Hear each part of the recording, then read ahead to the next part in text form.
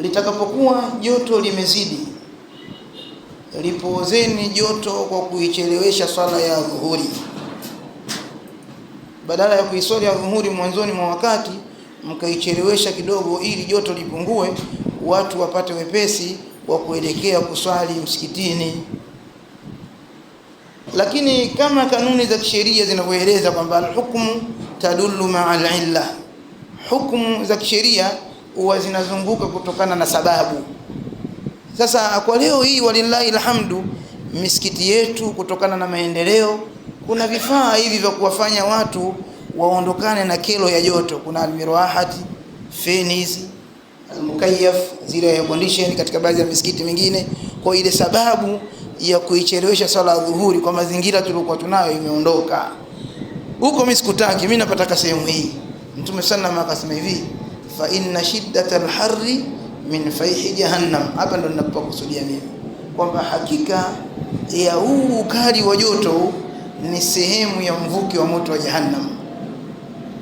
Na nukta hii inahitajika umakini sana, kwa sababu hili ni jambo la kiitikadi.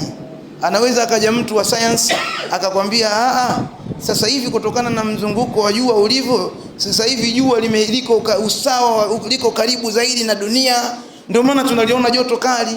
Hata ikiwa nadharia hiyo ni sahihi, lakini haiwezi ikapingana na maneno ya huyu mtukufu wa daraja Mtume sallallahu alayhi wasallam, kwa sababu yeye wama yantiqu anil hawa in huwa illa wahyu yuha. Kwa uchache tunasema hivi, huu ni mvuke unaotokana na jahannam ukaafikiana na sayari ya jua au jua kuwa karibu na usawa wa dunia.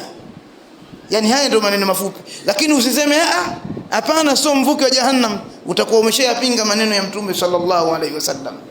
Sasa swali la kujiuliza, kama huu ni mvuke wa jahannam, jahannam yenyewe ikoje?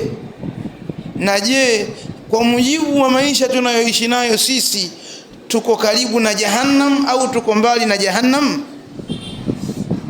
Na hili ni kila mtu ajipime mwenyewe, sio swala la kila mtu kumnyoshia kidole mwenzie. Jipime mwenyewe tu. Yani mfajalia kwa mfano sasa hivi hapa, baada ya kumalizika swala hii, sisi sote tulikopa humu tushakuwa maiti, tumekufa.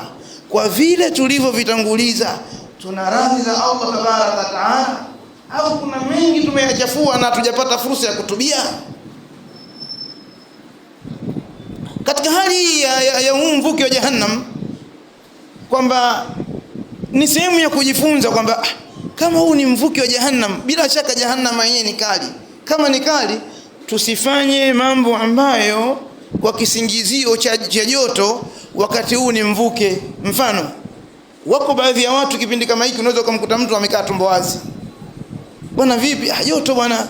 Suala la mtu kukaa tumbo wazi kisheria inahesabika vipi? Amekaa uchi. Sasa vipi wewe unauogopa mvuke alafu unashindwa kuogopa jahannam yenyewe? Kwa sababu ukikaa uchi manake unahesabika huko kwenye makosa. Makosa yanapelekea kupata dhambi, dhambi inapelekea kwenda kuadhibiwa motoni. Kama vile ambavyo kipindi hiki pia ndio inaonekana subira ya wale wakina mama wa Kiislamu na yale majilbabi yao meusi. Nafikiri anafahamika. Nguo nyeusi ukiivaa na kipindi cha joto, lakini ndio kipindi cha kufanya subira. Sasa atakayeshindwa kufanya subira kipindi hiki, Allah anatuzungumzisha sisi katika Qur'ani kama alivyosema katika surati Tauba. Wanafiki waliwaambia wanafiki wenzao kwamba msiende katika vita vilivyokuwa gazo tu Tabuk, katika vita vya Tabuk ulikuwa katika msimu wa joto. Waqalu la tanfiru fil harri, wakasema kuambizana, jamani msitoke kwenda katika jihadi katika kipindi hiki cha joto. Allah kajibu akasema, qul, sema Muhammad uambie, naru jahannama ashaddu harran law kanu yafqahun, moto wa jahannam ndio una joto kali zaidi lau kama wangekuwa wanafahamu. Kwa hiyo ni suala la kila mmoja kupitia kipindi hiki cha joto kujifunza kuhakikisha tunajiweka mbali na makatazo ya Allah ili kutokuenda kuingia jahannam yenyewe, kwa sababu hii hali ambayo hatuiwezi ni mvuke tu katika jahannam. Lakini pia katika kipindi hiki cha joto ni vizuri kwa wale watu wenye fursa wakafanya majambo ambayo ni muhimu kufanyika katika kipindi hiki. Mfano wa hayo kwamba mtu kama fursa anayo, hiki ndo kipindi kinapendeza zaidi kutoa sadaka ya kuonyesha watu maji. Yani mtu kama siku Allah amemjalia katika mambo yake, mambo yameenda vizuri, akanunua maji yake angalau katoni moja yale ya robo lita, akaja kuyakabidhi kwa imamu. Imamu, nataka baada ya swala watangazie watu kuna sadaka ya maji hapa, wakanywa maji. Swala hili unaweza ukaliona dogo sana kwa sababu labda wewe unamiliki 10,000, 20,000, lakini kuna wakati mwingine mtu kaja kuswali hapa dhuhuri ana kiu, lakini hana hata senti 5 ya kununua maji.